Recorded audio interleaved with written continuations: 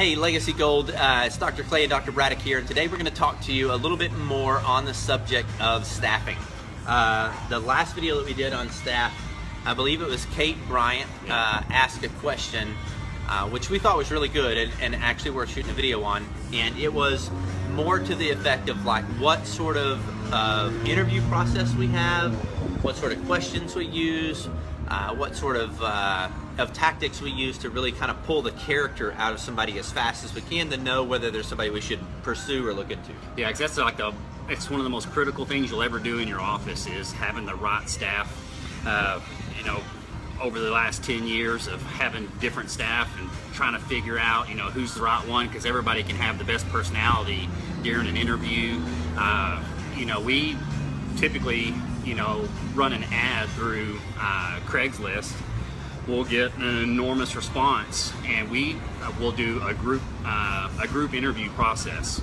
And even the ad that we run is very specific. I guess that's something we can make available as well. But the ad has some key things in there to make sure when they respond back an appropriate way.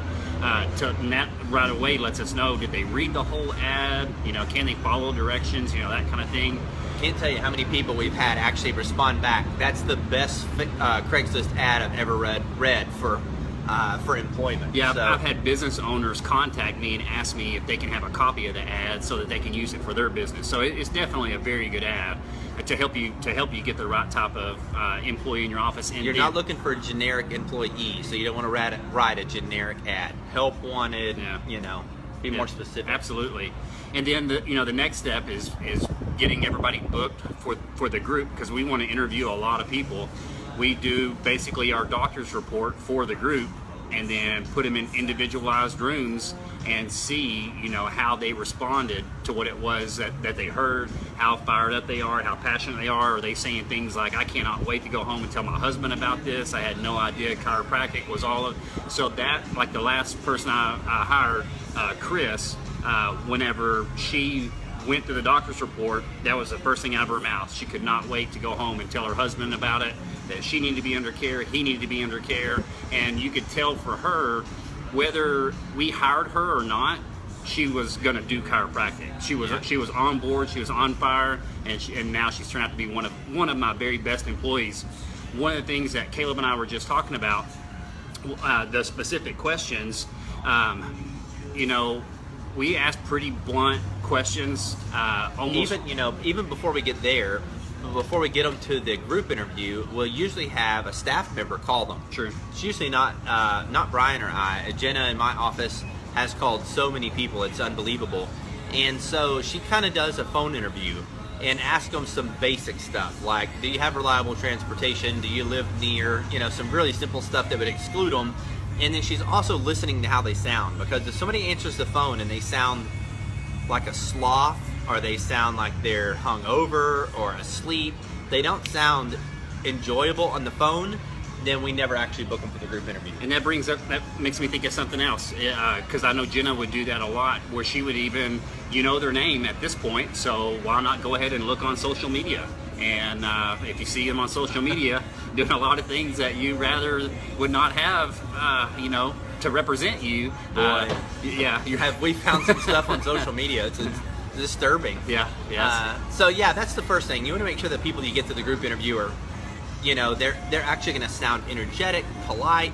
So there's a lot to be said about what happens on the phone in your office, first and foremost. So they have to kind of pass that test. They have to, in our offices, we don't offer insurance benefits. It's just not something we've ever done. And so for some people, that's a deal breaker. So they need to know, are you okay that there's no insurance benefits provided? And then as soon as they're comfortable with that, then we kind of proceed. And they either get X'd off the list or they kind of make it into that first sort. And that's the group interview. And so what we do there is basically tell the story of chiropractic. It's what we would do if we were at a lunch talk, if we were at a dinner talk, if we were doing a doctor's report for patients. It's what is chiropractic? What does this mean to you? Kind of the whole thing. And then once we get through the chiropractic process, we talk a little bit about what the job is. And one thing Brian's very best at is saying at that point, if you're listening to this and you have a burning desire to know more, if you feel like serving people in this capacity is totally you, if the things we've described really resonate with you, on and on and on and on, we want you to stick around. If you, at this point, understand, you know what, that's probably a little more hours than I'm looking for. You know what, I think talking in public would make me uncomfortable, or I think speaking about finances with a patient may make me uncomfortable. If you have any of those reservations, do not hesitate to grab your purse and go ahead and skate out. You're not going to offend us at all. This job's not for everyone. As a matter of fact, it's for a very few amount of people are fit for this job. But let me tell you, if you have all the ingredients for this job, it's going to be one of the most rewarding, fulfilling positions you've ever had. But if you're trying to fake it to get a job, then you're going to hate it. Yeah, absolutely. And you don't want to find that out 3 months down the road. You got 4 months down the road, 6 months down the road, a year. You just go ahead and lay it out then. Let them know this is a tough job. It really is. So if you take this position as a job, you're going to hate it. But because when you do the doctor's report, they get to see the product of chiropractic. So now they know what they're actually selling, and they're realizing real quickly that they're not a front desk manager position. This is a sales position, and that's the product that they're going to be selling and bringing to the community. Is this something, obviously it's a job and you have to be paid, but let's just say you didn't necessarily need the money. Is this something that you would actually do for free? Is this something you'd really want to do? Because we have late nights, we have weekends, and I just really I know the first time we did a group interview, me and Caleb, we sat down in a room and I pounded the lady with all of these questions, and she truthfully still wanted the job and walked out. And I remember Caleb saying, Jesus Christ, I don't know that I would have taken the job. Yeah. But you want to find out now, because if you're gonna be in an office that's gonna see a lot of people and help a lot of people, it is a tough job, and so you want to put their feet to the fire early on so that you find out whether you have the right one, the true passionate one. Yeah, and find somebody that actually has a unique gifts and characteristics. So if you, and you guys know this, maybe a different video here, but if you're operating within your unique gifts and your skill set, that's fulfillment. That's where you actually enjoy doing things. If you are a wallflower and we try to turn you into the next Tony Robbins, you're gonna have a miserable life, right? But if your gifts and skill sets are public speaking and that sort of stuff, and we try to turn you next Tony Robbins, it's going to be the ride of your life. And so a lot of times in an interview, people will say, I'm actually good at that, and I know how to do this, and I enjoy this or that, but really they just need a job.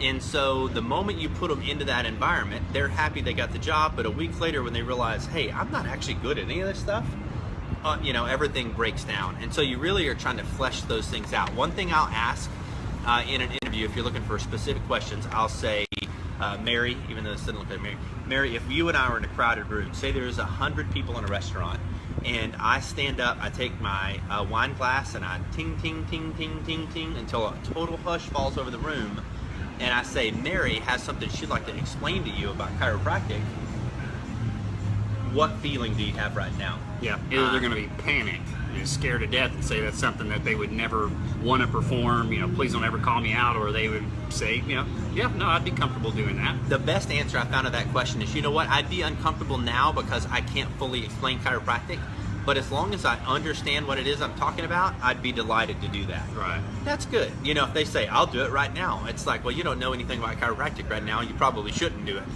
But, so anybody that's just totally ambitious, like, oh, I'll do it in a heartbeat, you got to kind of wonder. But I think the best people that I've seen answer that question have been like, I think I would be uncomfortable only if I wasn't sure what I was talking about. Yeah. That's a good answer. That's a great answer. I agree.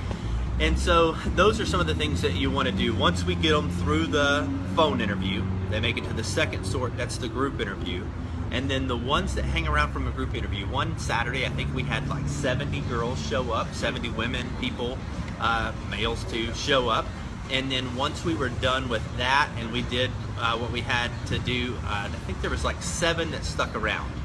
Okay, so that's pretty amazing that only 7 people, when we were done, are like, I definitely want that job. You would think that would be bad if it's like conversion, but that's actually a good thing if you do a hard sort like that, saving you some time. And it's not that those people won't be great employees doing something different, just maybe not this. And then we take them into an individual room and we talk with them one-on-one. And those are questions like, tell me what you enjoy doing most. You know, if somebody's like, you know what, I'm in school part-time nights, I want to be a nurse in 3 to 5 years, I see myself being a full-time NICU nurse. Awesome. Not awesome for us, because we're really looking for somebody that wants a career. You know, that's not looking for a short-term job. It's not like they're home for the summer. This isn't J.C. Penney's. You know, we're not hiring part-time people. We're developing long-term family members, essentially, is what I would consider it. And so you want to kind of figure out what's the future hold for you. Or, you know, is your husband in the military and you guys are getting ready to move? You move every 6 months. What are your hobbies? What are your hobbies? What are your last jobs? You know, what did you like about those jobs? What didn't you like about those jobs? And you're really trying to, you don't want to do the questions that are describe, you know, your greatest strength and the generic stuff you get off the internet. You want to really kind of get to know the person, and you have an idea about where they're going and what they're looking for. And every once in a while, you'll find somebody that's like, I want somewhere to belong. I want a place that I can like develop. Okay, and I think the staff that's worked for us long term would agree. They've really developed. As we develop as chiropractors, your staff should develop into people that have deeper understanding for how to communicate and how to care for others, deeper understanding for communication. They should be developing. They should be growing just the same way as you're growing, and that's enjoyable if you're in the right environment. Yeah, you think about it, you're going to be with these people more than your own family members. Yeah, I mean, you're with them a lot. 40 hours, 40 plus hours per week. Don't be afraid to ask really hard questions, because it's, you know, when you allow them to be a part of your team, when you bring them on board, I mean, that is a really big step. I mean, it's a huge commitment on your part as well, and it's a huge commitment on their part. So don't be, I think maybe early on I might have been a little bit more hesitant to ask some pretty point blank, blunt questions, but now I have no problem whatsoever, because it takes so much time and effort to like he's saying, Dr. Braddock's saying, to actually grow and develop them. I mean, my gosh, we're months and months to get a staff member to where they really have those ninja-like skills that can really, you know, help us, you know, serve a lot of people. And I actually had this conversation with my new staff member. Chris has probably been with me 3, maybe 4 months. And one of the things we talked about, I said, could you imagine if we had the month, your first month with me, could you imagine if we would have had that many new patients that we have now, how you would have been able to handle that? And she just shook her head. She said, I wouldn't have known what to do. I wouldn't have known how to answer all those questions. And now I can't even remember the last time someone has come in our office, a new patient, that didn't start care. I mean, it's like she's batting 100%. She's been doing it for a couple months now, 100%. But she couldn't have done it on month 1. And so my point is, it takes so long to grow your CAs. Man, you want to start off growing the right one on day 1. Yeah, the worst thing is get 90 days in and the person turns out to not be the right person for the job, and then you have to start all over. And not just what that means for you, because that kind of sounds selfish, but your patients. If you're introducing somebody to your patients as, hey, this is a new person, this is part of our family now, and then 3 months later they're gone, and then you have a new person, and then they're gone, that really says a lot about the stability of the office. And it's a subconscious thing, but your patients pick up on that. Oh, they absolutely If you have a revolving door of staff, your patients are going to be like, something's weird here. But when you've got staff that's been with you 5, 6, 7, 8 years, that's my dentist, the dentist that I go see in Anna. Man, his staff have just been with him forever. Like, all of them are 5, 6, 7, 8 year employees. And so you could not know anything, you know, from a patient standpoint, and say, that guy treats his people right, he takes care of them, and they're happy at what they do, and they like what they do. Yeah. So those are some of the things to think about with staff. If we've missed something, we want you guys to ask a question. But that's the way we do it in the group interview. The one other thing I'll say is we sometimes use a staffing agency. And so the staffing agency will basically look for staff, and then we'd hire them as a temporary, like a temp employee, and then once they've exhausted those temp hours, they roll over into permanent.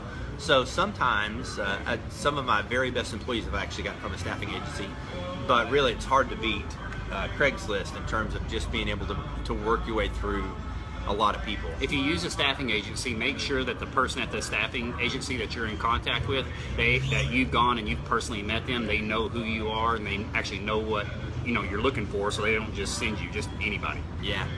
I know this video has been a little bit long, but it has been for a reason, because we have had some questions about the staffing video that we shot previously, and because this is like one of the most important things that you'll ever do in your office. Yeah, absolutely. You guys have a great day.